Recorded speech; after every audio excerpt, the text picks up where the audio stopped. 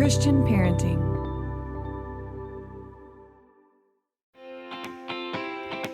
Welcome to the Called to Love podcast, where we discuss all things adoption and foster care and dive into the practical, the clinical, and most importantly, the biblical perspectives to help you and your family thrive. I'm Summer Colbert, adopted mom, director of adoption and foster ministry, and champion for the Arkansas Baptist Children and Family Ministries. Adoption and foster care aren't just a process.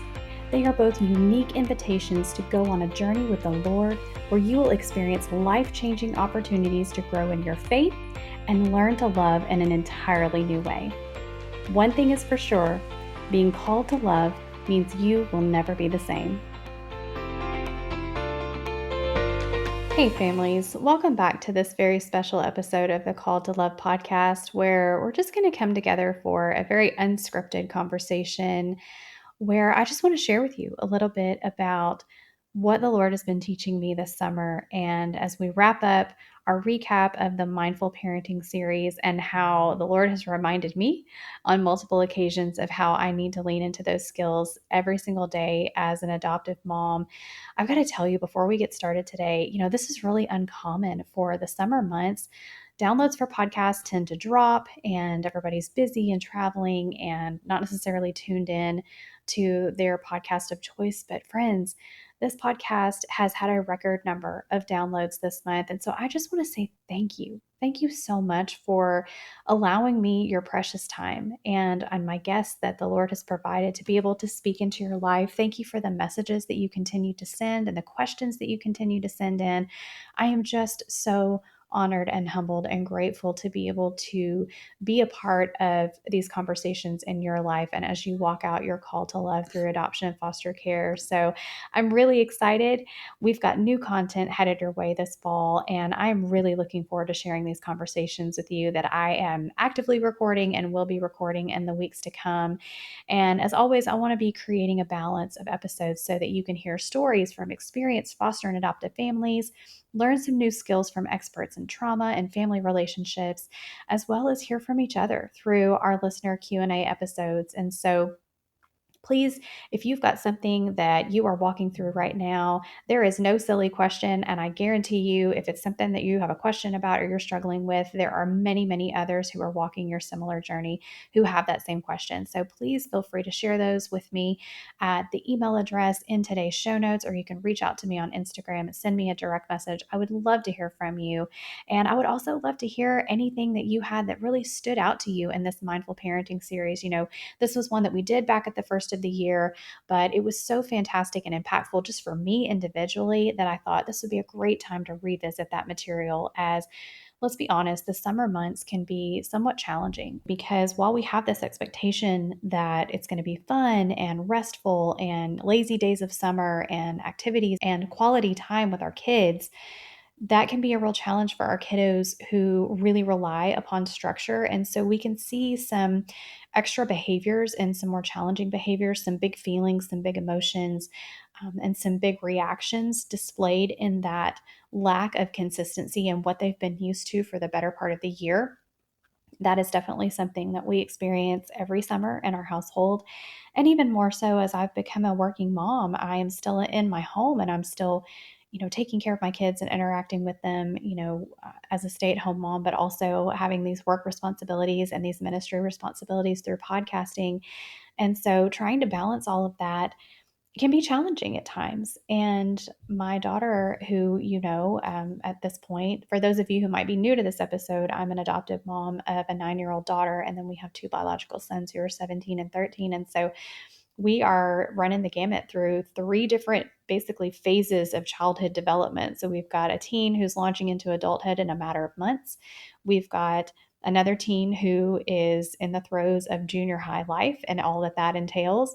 And then we have our daughter who's still in the elementary years and still in her formative years. And yet we have that added component of the extra needs that she has as a result of being adopted, and balancing what that looks like between how much of this is normal childhood behavior and normal childhood need and development, and how much of it is any type of component related to trauma and abandonment. And she struggles with a lot of fear and anxiety behaviors that we have to navigate on a daily basis. It truly is a day in and day out. And so when there is a disruption to routine and predictability for a child, specifically who struggles with routine and structure, that can be really, really challenging. And so I share all that to say this is where you find me in this episode today at the end of the summer months, where I tend to be pretty worn down and feeling that tug of I'm ready for the routine to come back. I'm not wishing time away.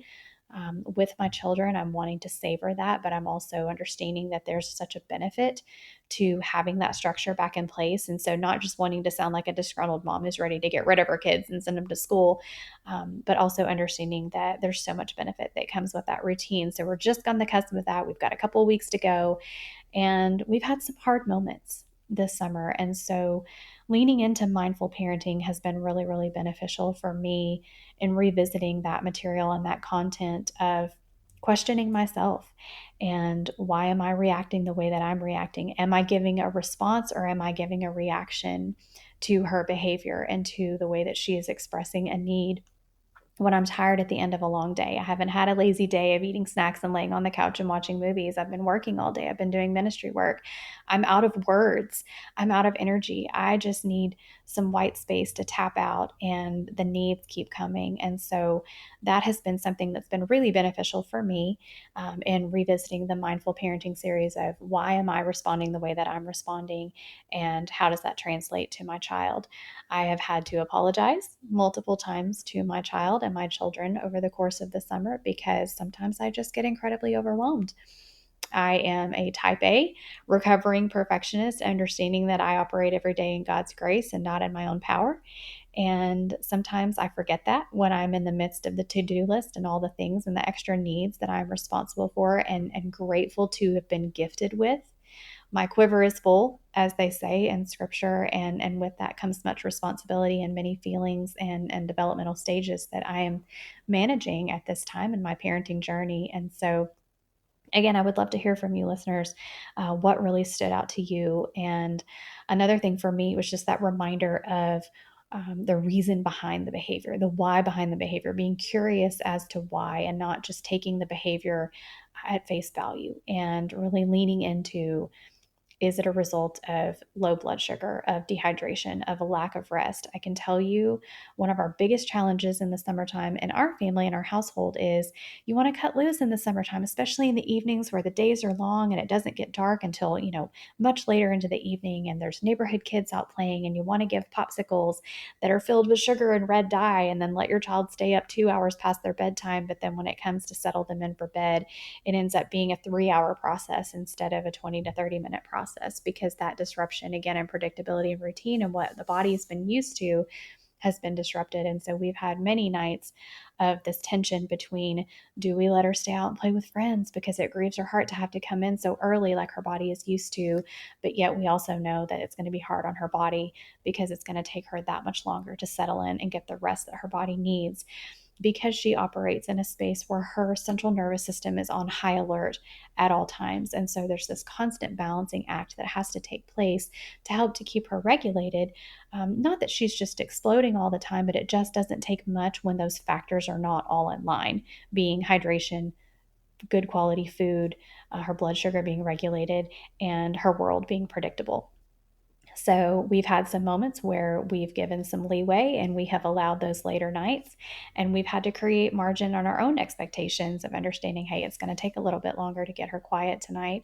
And then we've had explosive meltdowns that have lasted 2 and 3 hours, and that's just kind of the reality. So I share all this to say, if that's you, you're not alone. I am right there in the trenches with you. I know I say that a lot, but these are some of the things that we've experienced over the course of the summer and have had to navigate through. And something that I've had to really realize, and the Lord even reminded me of yesterday, is that this is a marathon.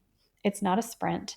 Slow and steady wins the race. You're going to trip, you're going to fall, you're going to misstep, you're going to lose your temper, you're going to get overly tired, you're not going to handle things well, you're going to dismiss your child when maybe they needed a little bit more connection than you were willing to give. All of those things are going to happen, but it is a long-term, lifetime marathon that we are walking in. as adoptive and foster parents.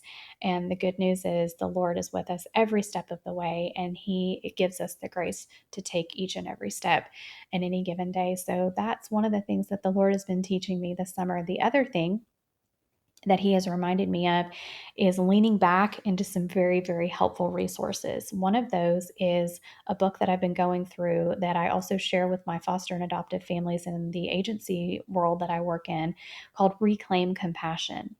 And it introduces this idea of blocked care, and which I want to do an upcoming episode in the fall about, because it's absolutely changed my world since I've been introduced, really just within the last year, of this idea of blocked care. And it is where the demands of care for your child, who especially has a lot of extra and high need and high demand, that's actually really taxing on the caregiver's central nervous system, and that can lead to the body self-protecting in a way that results in what they call blocked care. So you're still meeting the needs, like you're doing all the things to keep your little people going, at any given point in time and any given day, but you're not doing it with compassion. You're not doing it with care and sensitivity and an affection. You're just getting it done because, and at times almost resentful of the ongoing need and demand. And so that's something that I have to work through, because we're 9.5 years into this journey and it's been high need from day one. And there's days where you just get worn down. And like I said, the summertime months exacerbate that, because it's longer periods of time that the high need is there. And so I've had to revisit that resource, Reclaim Compassion. I'll put that in the notes for today as well, if you would like to go ahead and revisit that. And we will have an episode coming up on that later on.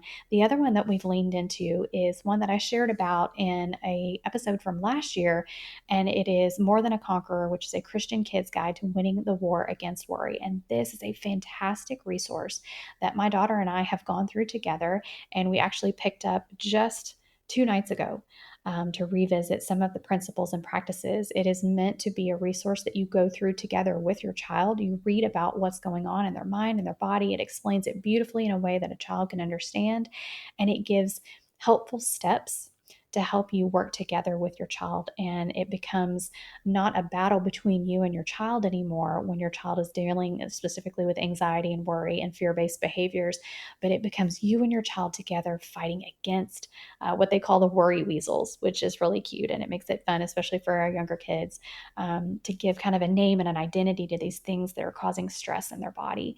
And we did an activity where she created a craft just yesterday where she can take her worries and put them in this little box.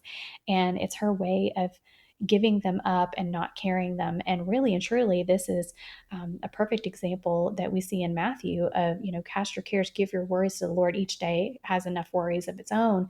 And so we're trying to really just hone in on that principle of we can regularly, even moment by moment, give our worries to the Lord. And so that too, I recognize is going to be a lifelong journey between my daughter and I, as we are teaching her how to cast her cares upon Him who cares for her, and who is more than able to carry the things that worry her, so that she doesn't have to carry them to the point of exhaustion and it affecting her behavior. So those were two really, really helpful resources for me this summer that I have been so, so blessed to be able to have. I would love to share those with you and dive more into those conversations.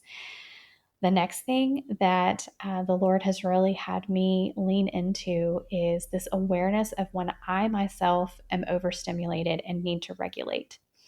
I got to tell y'all, I'm in my 40s now, and it's a whole new level of my own body being sensitive to overstimulus around me, whether it's just chaos or loud noises for an extended period of time, repetitive noises, just a lack of ability to think clearly because of all of the things kind of going on around me. It can be a real challenge. And even I absolutely love people, but I tend to be a little bit more towards the introverted side, which means I love my people when I'm with them, but my social battery tends to drain a little bit faster, because I do lean a little bit more towards that introverted side of things. And so when my battery is drained, then I become overstimulated really, really quickly. And my body is almost like panicked and needs to escape. And so, which can affect how I interact with and care for my kids and my family. And so I'm having to learn how to use language to explain to my family, hey, I'm out of words. Hey, my battery is drained. And even saying to my kids, this is not your fault, but I am overstimulated right now and I need to take a step back. And so this way, I don't wait until it builds up to the point of explosion where I'm saying something that's hurtful or my kids are perceiving rejection because I've exploded. It has helped me tremendously to be able to build these conversation tools with my family over time, to be able to express what's going on in my body and what my needs are to help regulate myself, hopefully setting an example for them as well to be able to do the same. I am hearing this language come back to me a lot of times with my kids as well, using words like overstimulated, social batteries drained, I'm out of words, different things like that. It's helped to maintain a lot of peace in our home and to protect feelings that could otherwise have been hurt because I would have just lashed out and have lashed out in the past because I just let it get to that point of boiling over before I expressed what was really going on. And going back to mindfulness, before I really understood what was going on in my body that was causing my behavior. So it's amazing when you understand that about yourself, how you're able to see that more in your children and how you're able to protect relationship because you're aware and you're able to communicate what's going on.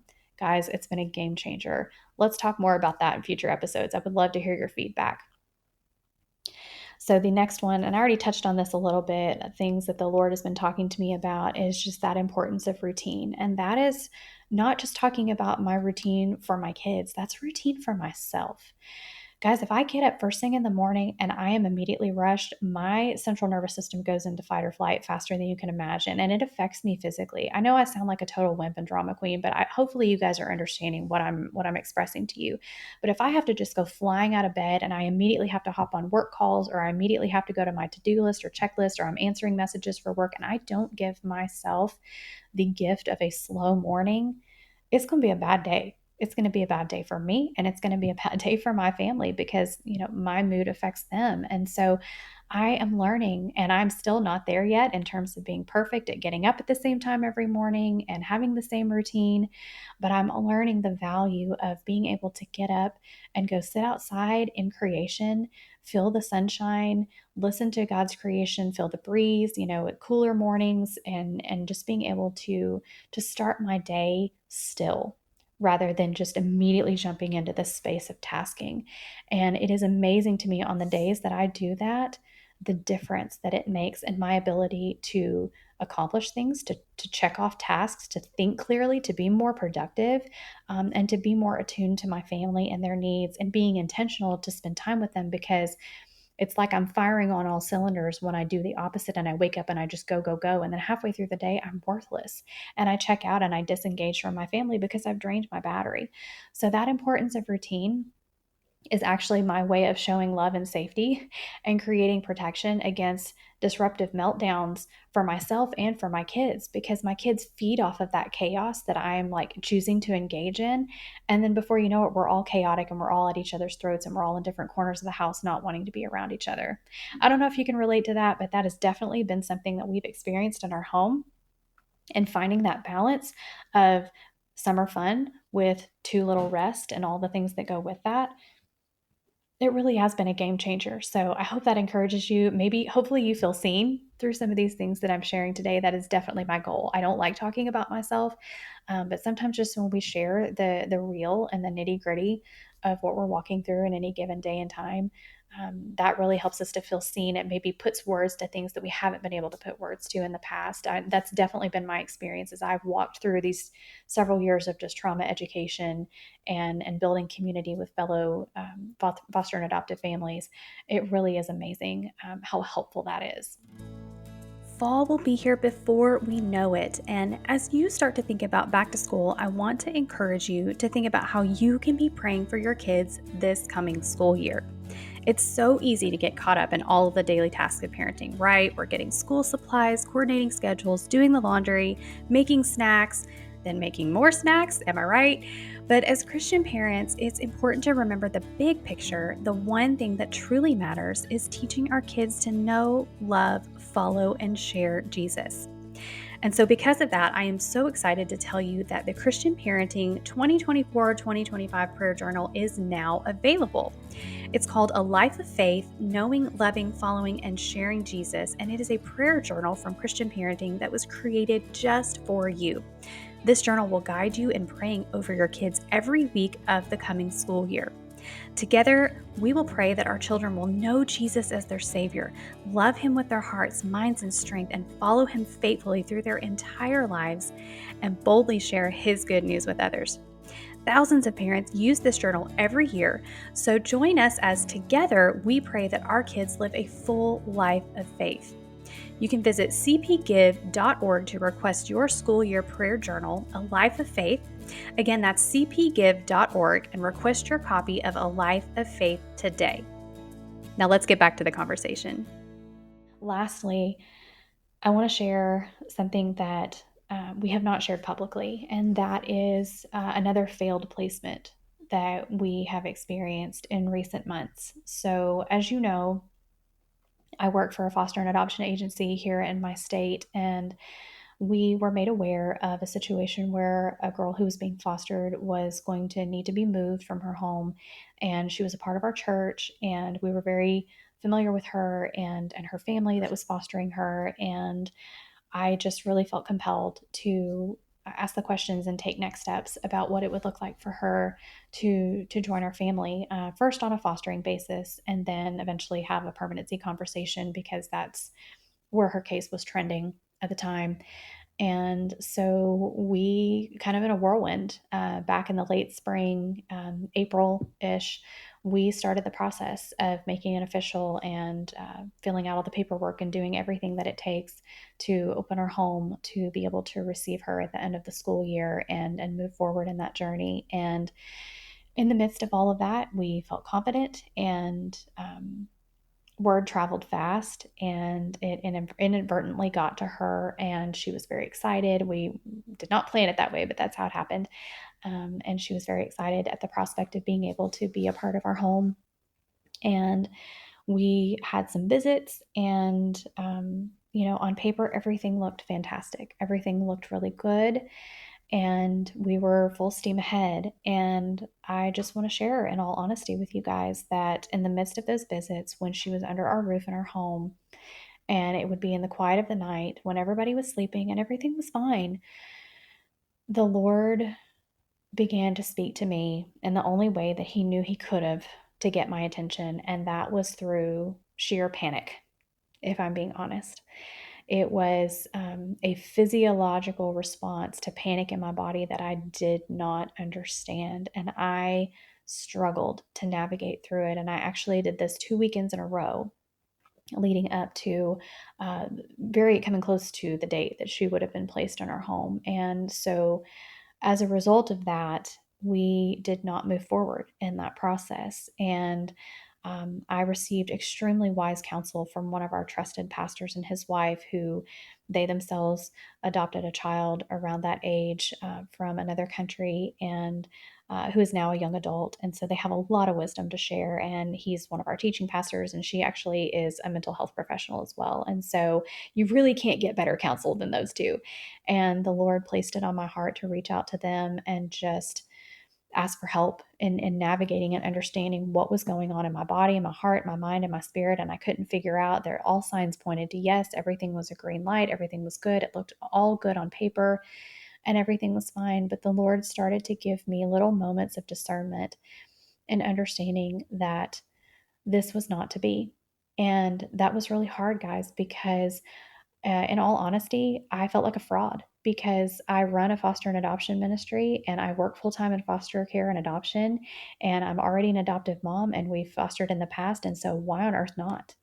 I think that I had this fear of, I sit here on a microphone or in front of families all the time and telling them to respond to this calling if the Lord places it on their heart. And so I wrestled with grief at the disruption of the plan that we had when we had to make the hard decision to stop the process of placing her in our home. And then I also had this unbelievable amount of guilt and almost shame of, how could I not do this? How could I be the one to champion this and then not receive a child in my home that I had felt led to?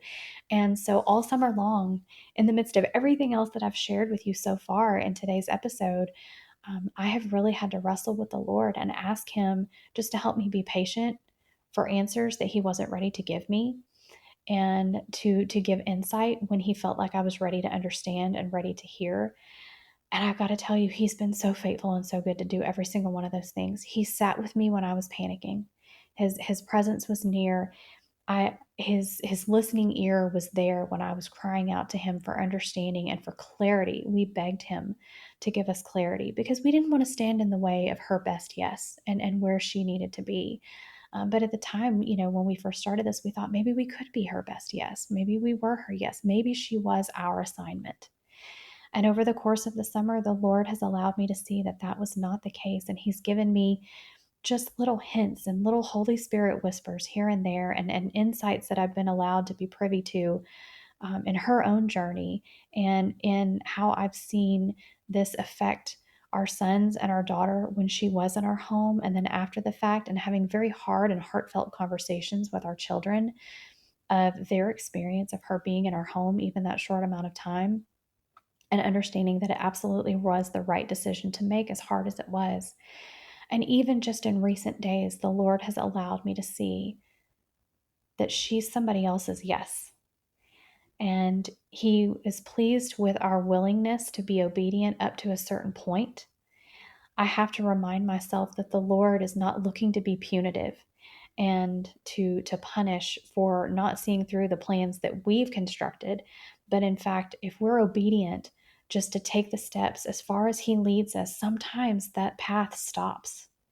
And that was the case for us this summer. And that was a really hard one. And it continues to be hard. And it continues to be hard for my daughter because she was really looking forward to having a sister. But on the flip side of that, she actually already has a biological sister that we get to have relationship with. And so there's not a void there. And we also saw the effects of this young lady's presence in our home and how it affected our daughter in a way that would have been challenging for both of the girls. And so that was the Lord's goodness and His protection over both of the girls. And so it was an opportunity. I share all this to say that it was an opportunity this summer for the Lord to illuminate firsthand so many of the things that He's led me to share in these episodes in our almost year of Called to Love podcast. He's allowed me to be reminded of His sovereignty over every single one of our stories and over every single one of our children, and understanding the responsibility as a caregiver and as an adoptive mom, as a biological mom, as a foster mom, that we have a part to play. But ultimately, God's hand is on every story and every child and every family, and He is sovereign and He is good in how He is working out every single one of those details. And it is not our place as the caregivers to be the solution for kids. It is God's place to be the solution for kids. And so there is so much peace and rest in that truth. And so I don't know how that lands with you today.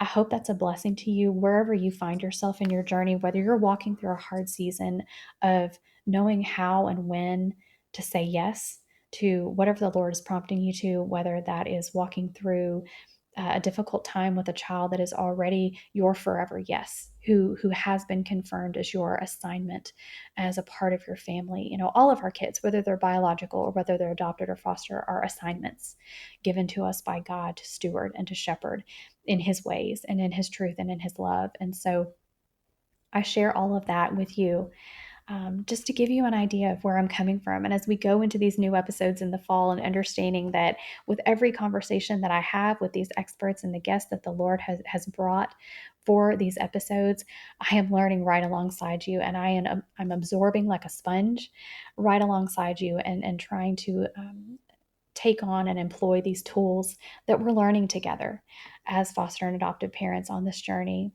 So I'm going to close out today's episode with just this ongoing reminder of what the Lord continues to bring to my heart and to my mind.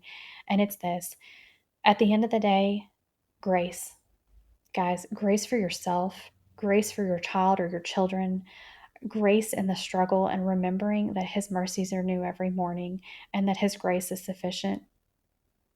I'm so grateful for that reminder, and that we serve a God that we can rest in confidence in that truth, and knowing that He is ever present in every moment that we are walking through, and that He is so attentive as a good and loving Father to receive our cries, to allow us to cast our cares upon Him, to be present, to whisper encouragement. So I want to encourage you as you finish up these summer weeks, really days and weeks before we start school and we go into all the things, whether you homeschool, whether your kids are going to a physical school, it's a change in routine and a change in pace.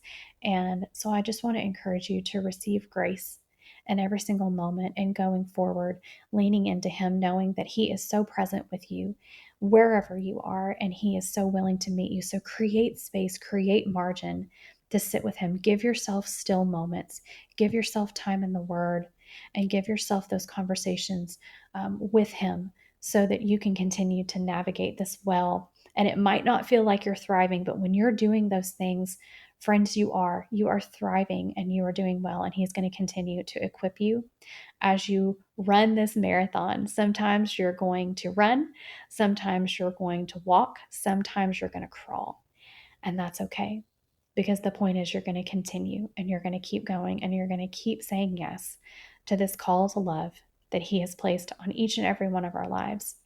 Friends, I'm grateful for this community that the Lord is continuing to build through this podcast. And I am hopeful for more opportunities to connect with you in the days and the weeks to come. I would love to develop out a monthly email with resources, with conversations, with comments, with stories, different things that we're talking about together, whether that's related to clinical, nutrition, to the spiritual, all of it. I would love to bring that together in a newsletter. Let me know your thoughts about that and if that's something you would be interested in. And we'll have those conversations as we go forward together this fall. And as we're about to celebrate 1 year of the Called to Love podcast coming up in September, friends, I can't believe it. It's flown by. It's been amazing.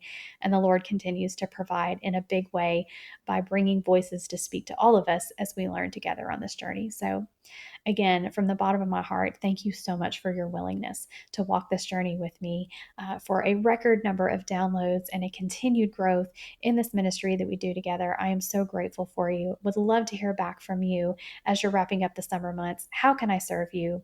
Send me a message on the email in today's show notes or send me a direct message on Instagram.